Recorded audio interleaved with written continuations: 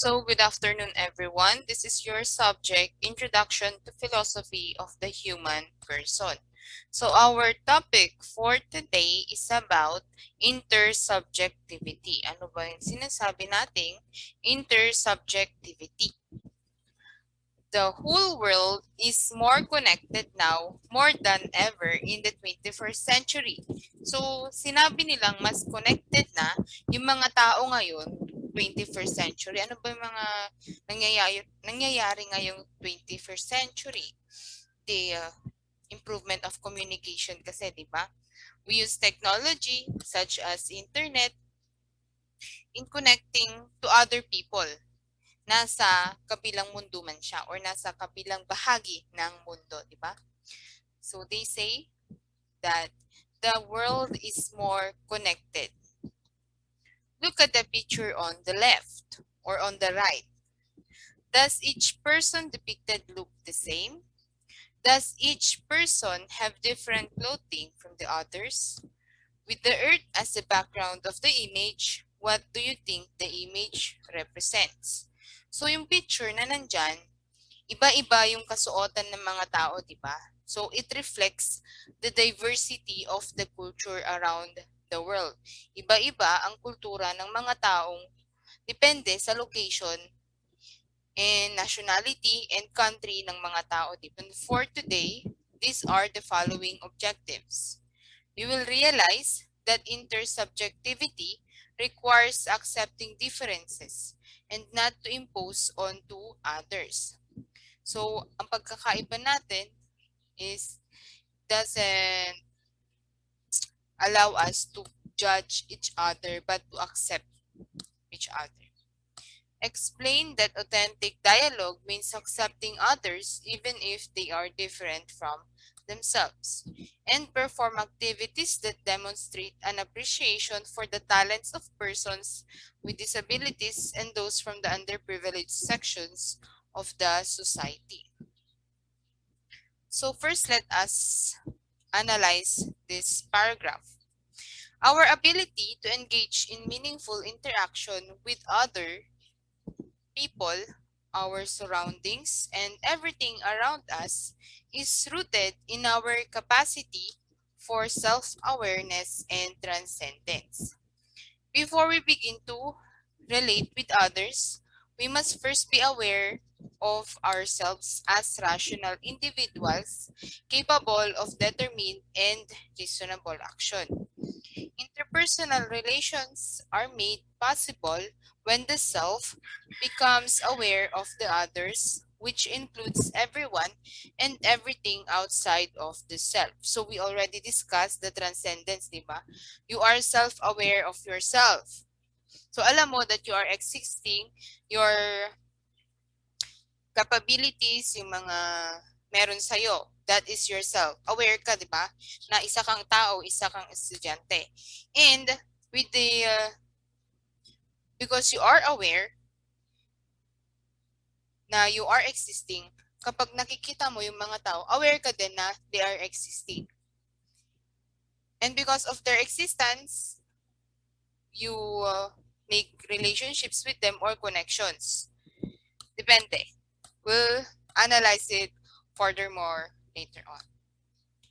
So dahil self-aware ka, alam mo na tao ka, and kapag may nakita kang mukhang tao din, you conclude na tao siya. That's it. Okay? Take a moment to look at one of your family members. Are you aware of his or her existence? If your answer is yes, then you are connected or then you are correct. Since you can perceive your family member through your senses. So kapag nakita mo yung kuya mo and you acknowledge him as a person and not a monkey, you are acknowledging his existence because you use your sense of sight, di ba? Pero minsan inaasar tayo ng mga kapatid natin, isa kang unggoy. But we all know that hindi unggoy yung kapatid mo. Kasi kung unggoy yung kapatid mo, unggoy ka din. Kaya pareho kayong unggoy. Pero hindi. Because you You perceive yourself as a person, and when you see your family members, tao din ang tingin mo sa kanila. And to other people. Kasi you interpreted that the way you look is the definition of a person. Okay? Your classmate is the other, a being that exists outside of yourself. So yung mga family members mo, yung mga tao sa paligid mo, they are others. A being that exists outside of yourself. Now, look at an object at your desk. It may be a pencil, ball pen, piece of paper, or any object. That object is also another. Isa din siyang other. Pero, it doesn't have senses, right? Walang sense yung mga object. But, the people around you, may sense sila. But, they are still classified as others. So, outside sa sarili mo, others ang tawag mo sa mga bagay sa paligid mo. Okay? Now, which of the following actions is more reasonable? You begin to talk to your family members, telling him or her about the fun experience you had in school. You begin talking to a piece of paper on your desk, telling about the fun experience you had in school. So, ano ba yung mas katanggap-tanggap na gawain or activity yung gagawin mo? Makipag-usap ka sa family member mo, sa kuya mo, makipagkwentuhan ka, or makipagkwentuhan ka sa papel. Remember, kasi alam mo na kaya kang sagutin ng kapatid mo, or kung nakipagkwentuhan ka man sa papel, ano ang interpretation ng scenario na yun, di ba? Baka nababaliw ka na. You are out of your sense. So, when we interact with others, either yung mga tao or bagay, mas nagbibigay tayo ng effort to interact with senses na mga bagay. Diba? Either human, mga tao, kaya animals, diba? Minsan, kinakausap natin yung aso, yung pusa, because they have life. Unlike yung mga non-living things na others, we just recognize their presence when we use them. Okay? Are you getting me? Our human nature is not only enable us to recognize the self that defines our individuality, it also enables us to recognize that other human beings are possessed a self, or also possesses self. We can relate meaningfully with other human beings because we consider ourselves as essentially the same. This notion of recognizing the self is in the other is how philosophers define interpersonal relation. So, if we recognize other people na kaya makipag-usap sa atin, and we exert effort in connecting to them, that is called interpersonal relation. Inter, sa kapwa. Intra, paloob, sa sarili mo. Okay? So, interpersonal relation is your relationship with other people or your interaction. So, let us define intersubjectivity. Intersubjectivity is a philosophical concept that explore the mutual recognition of each other as persons. So, di ba, as a self, you recognize other people na tao sila because nakita mo, kangawis mo siya, may dalawang kamay, may dalawang paa, nakatayo, nakasuot ng damit. So, you recognize them as a person. And if there is a mutual recognition, there is intersubjectivity. It cannot be denied that we interact with other beings in the world, but some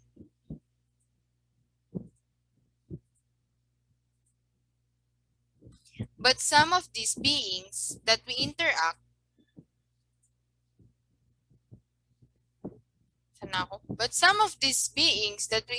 with are persons and must be recognized as such.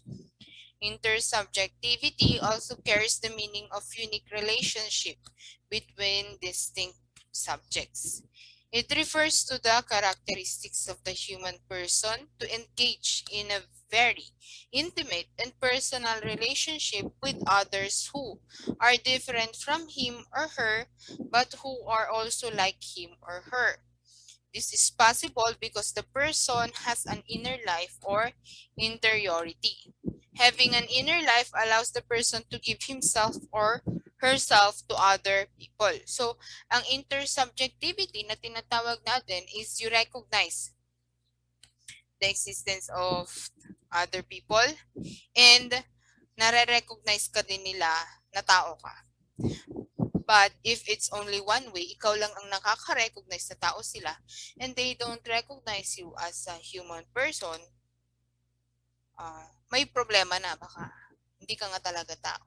But then if the recognition that you are a person is mutual, pareho kayong ang perception nyo ay tao kayong dalawa, that is intersubjectivity. Because you are the subject one and the other one is the subject two, when you interact, that's intersubjectivity. Okay? And you make connections. And in making connections, we talk about things, di ba? That is the inner life. Yung mga tinatago mo sa loob, yung mga kwento mo, yung pagkatao mo, how you comprehend, ganun. That is your inner life. You represent yourself through your inner life. Yung personality mo, characteristics, and many other things. Okay? This also allows the individual to receive others in his or her life and relate with them.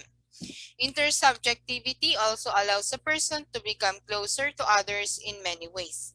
In everyday social interactions, persons could agree and cooperate with each other. There is also the experience of shared or common knowledge and shared emotions such as grief, joy, and love. So, as I have said a while ago, if you share or if you interact with subject 2, you are the subject 1, that is intersubjectivity, diba? And kapag nagkasundo kayo, you form a connection. Kaya nga may mga kaibigan tayo, may mga boyfriend, may mga asawa, and many other relationship that we have because of the connection in the process of intersubjectivity. Okay? So yung connection natin sa kapwa natin is a result of intersubjectivity. Either kaaway mo man or kabati mo, result yan ng process of intersubjectivity. A deeper level of interaction between the self and the others, on the other hand, is the awareness of the self as being seen by others. Imagine, for instance, that one of the people you are watching suddenly stops and looks straight at you. You are immediately aware of this person's action as another, which is the stranger looking at your direction. Also, you are aware of other significant fact that you know that the stranger staring at you is aware that you are a person. This self-consciousness is considered as philosophers as the defining characteristic of self-others relationship. So if the person, because he recognizes you as a person, puts an effort in recognizing you as a person, pwedeng mag-react ka na you interact or hindi. Ganun. That is a human instinct kasi, di ba? So halimbawa, yung unang kaibigan mo sa klase nung high school ka, or yung mga unang classmates mo noon, di ba? Nung tinitigan ka nila, and they find you something good, and napansin mo na napapansin ka nila, it's either you accept their form of connection or reject it. Kaya may mga interactions tayo na hindi na form, hindi tayo nagiging close sa taong yun, di ba? Namimit man natin yung taong yun, walang connection, mga ganon.